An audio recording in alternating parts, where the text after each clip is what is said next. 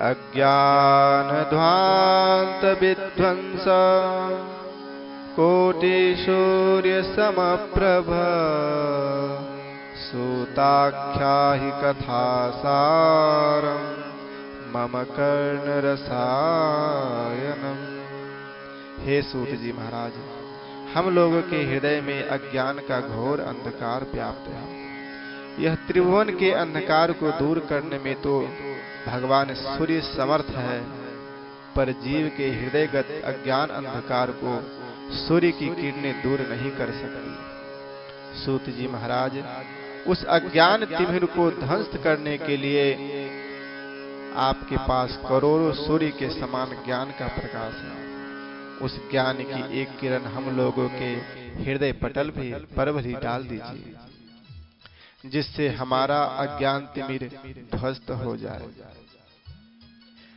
हम यह जानना चाहते हैं कि भक्ति, ज्ञान और वैराग्य को बढ़ाने के लिए वैष्णव लोग क्या करते हैं। ऐसा कौन सा कार्य किया जाए जिससे माया मोह का निवारण हो जाए। देखिए महाराज, अब घोर कलिकाल आ गया है, जिससे लोगों की आसुरी वृत्ति हो गई है। हर प्राणी क्लेश से आक्रांत है। ऐसे प्राणियों का कैसे कल्याण होगा। जो पवित्र को भी पवित्र कर दे और भगवत प्राप्ति का सरलतम साधन हो, वह कृपया आज हमें बतलाइए, क्योंकि आपके ऊपर गुरुदेव भगवान की बड़ी कृपा है। संसार में किसी को चिंतामणि मिल जाए तो जिस वस्तु का चिंतन करो वही वस्तु प्रदान कर देती है। और कल्प वृक्ष का यह चमत्कार है कि उसके नीचे जो कल्पना करो तो वह स्वर्ग की संपत्ति को भी प्रकट कर देती है। पर चिंतामणि और कल्प वृक्ष में भी यह सामर्थ्य नहीं है कि वह परमात्मा को प्रकट कर दे, दिखा दे। यह सामर्थ्य तो केवल गुरुदेव भगवान की कृपामयी छाया में है, और वह आपको सदा प्राप्त है। इसलिए हे सूत जी महाराज, आपके लिए कुछ भी दुर्लभ नहीं है। जो बड़े बड़े योगियों को दुर्लभ वैकुंठ है, वह भी गुरु कृपा से अति सुलभता से प्राप्त हो सकता है।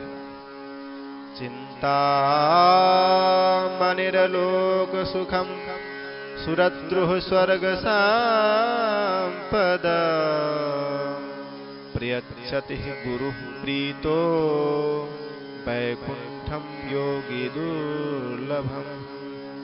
इसलिए हे सूत जी महाराज, गुरु कृपा का प्रसाद हमें भी कृपा करके प्रदान करें। सूत जी महाराज प्रसन्न हो गए और प्रमुदित मन से बोले, हे शौनकादि ऋषियों, आपके मन में हमारे प्रति यदि इतना प्रेम और स्नेह है तो अब हम तुम्हें समस्त शास्त्रों का सार सुनाने जा रहे हैं, जो संसार के भय को दूर कर देगा।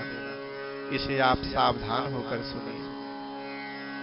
जब कोई व्यक्ति कोई कीमती वस्तु देता है तो लेने वाले को सावधान कर देता है कि जरा संभाल कर रखिएगा।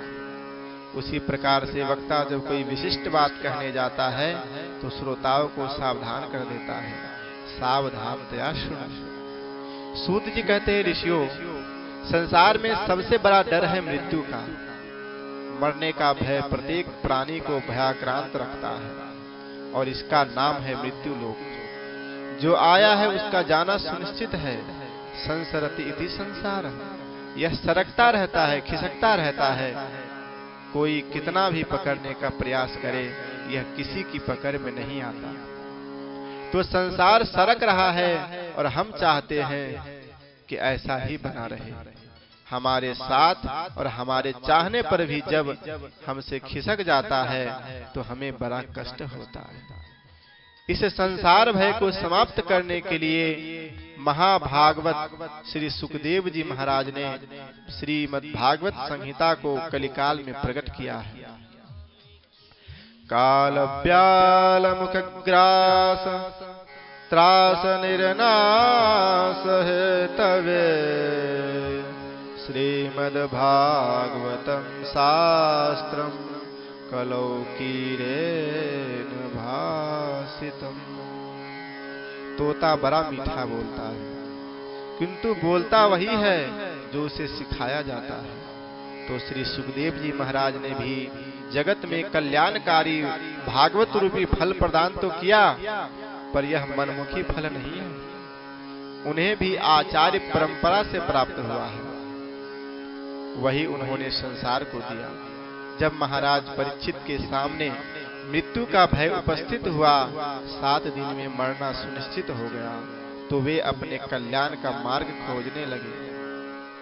उसी समय महामुनि सुखदेव जी ने श्रीमद् भागवत संहिता के द्वारा परीक्षित को भय मुक्त कर दिया।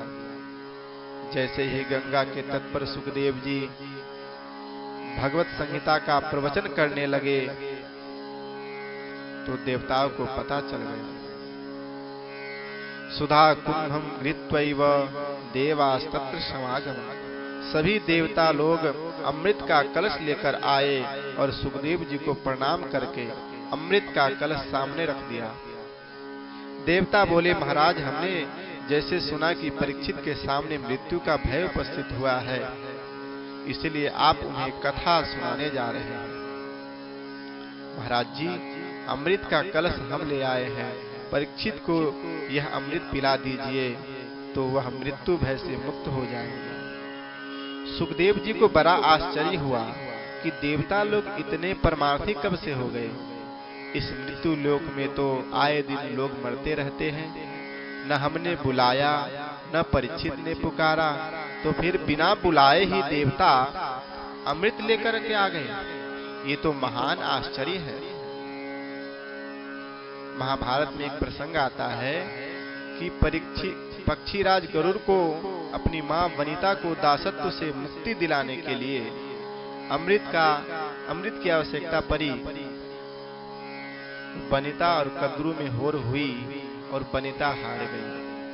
शर्त रखी कद्रू ने कि यदि तुम स्वर्ग का अमृत हमें दो तो हम अपने दासत्व से तुम्हें मुक्ति दिला देंगे। मां दासी है, इसलिए उनके पुत्र गरुड़ को भी दास बनकर रहना पड़ता है और सर्पों की सेवा करनी पड़ती है।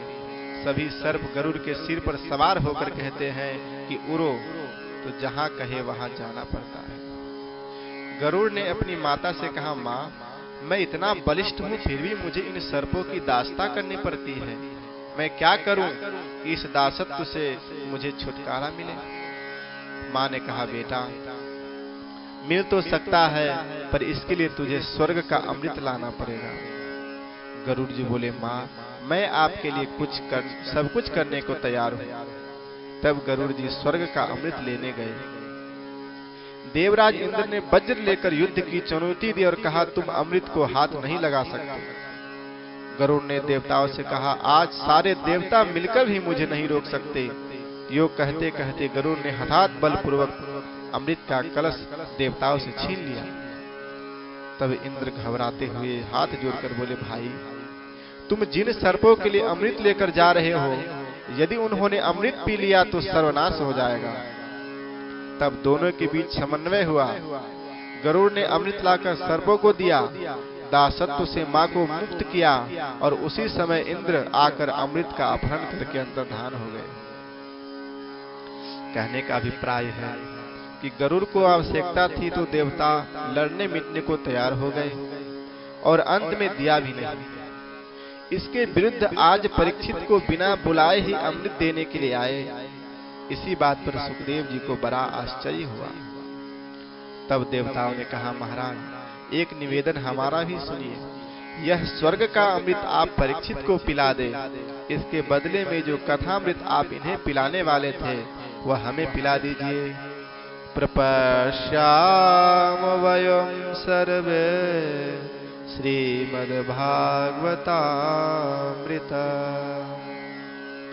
देवताओं ने यह प्रस्ताव रखा तो सुखदेव जी बड़े जोर से हंसे। अरे बोले, अरे ठगियाओ, तुम्हारे आते ही मैं समझ गया था कि कुछ गड़बड़ है। दधीची बाबा को दंडवत करने गए तो बदले में हड्डियां मांग लाए। तुम लोग बड़े स्वार्थी हो, अपना कार्य करने में बड़े निपुण हो। स्वकार्य कुशलाः सुराः। स्वार्थी व्यक्ति यदि तुम्हारे फायदे की ज्यादा बात करे तो सावधान हो जाना चाहिए कि हमारे प्रति यह इतना उदार क्यों हो रहा है। तो देवताओं ने पहला फायदा तो परीक्षित का बतलाया कि महाराज इसे अमृत पिला दीजिए, अमृत को प्राप्त हो जाएगा।